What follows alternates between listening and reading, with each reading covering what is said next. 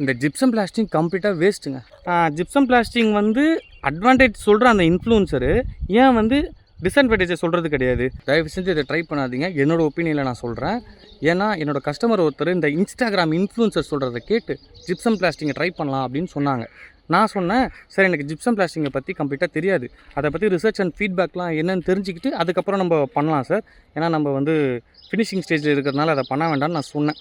But இருந்தாலும் பார்த்துக்கலாம் அப்படின்னு சொல்லிட்டு அவர் சொன்னார். நானும் அதை கேட்டுவிட்டேன். சைட்டை காட்டி மெஷர்மெண்ட்ஸ்லாம் எடுத்து எவ்வளோ காஸ்ட் ஆகுதுன்றதை பார்த்தா almost similar to my cement plastic என்னவோ அதுதான் சொன்னாங்க. ஆனால் நமக்கு இதில் பட்டி மிச்சமாகுதே அப்படின்னு சொல்லிட்டு நானும் அதை ட்ரை பண்ணலான்னு சொல்லிட்டு பண்ணேங்க.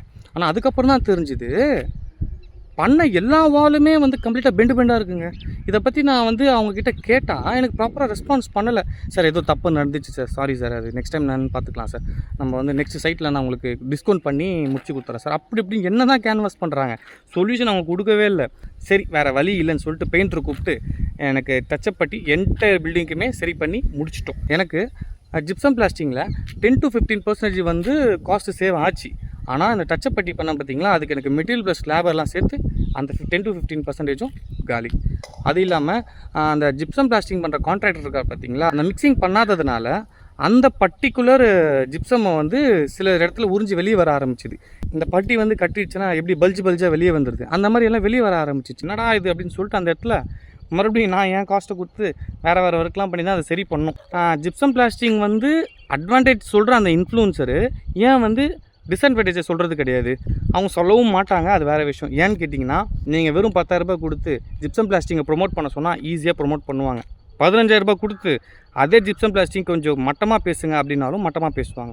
ஏன்னா அவங்களோட வேலையே அதுதான். அவங்களுக்கு வீடியோ ப்ரொமோஷன் தான் தேவையே தவிர அவங்கள ஃபாலோ பண்ணுற ஃபாலோவர்ஸ்க்கு அவங்க ட்ரஸ்டபுளாக கிடையாது. ஒரு சில பேர், ஒரு சில இன்ஜினியர்ஸ் நான் பார்த்துருக்கேன், ஃபேக்டாக சொல்கிறாங்க ஆனால் மோஸ்ட் ஆஃப் த இன்ஃப்ளூன்சர்ஸ் கம்ப்ளீட்டாக ஃபேக்கான விஷயத்தை தான் சொல்கிறாங்க. என்னோட ஒரு சின்ன அட்வைஸ் என்னென்னு பார்த்தீங்கன்னா, நீங்கள் ஜிப்சம் பிளாஸ்டிங்கோ இல்லை சிமெண்ட் பிளாஸ்டிங்கோ அதை கம்ப்ளீட்டாக உங்களோட இன்ஜினியர் கிட்ட கொடுத்துருங்க. அவருக்கு தெரியும் எது என்ன பண்ணால் கரெக்டாக இருக்கும், எப்போ பண்ணால் கரெக்டாக இருக்கும் அப்படின்னு சொல்லிட்டு.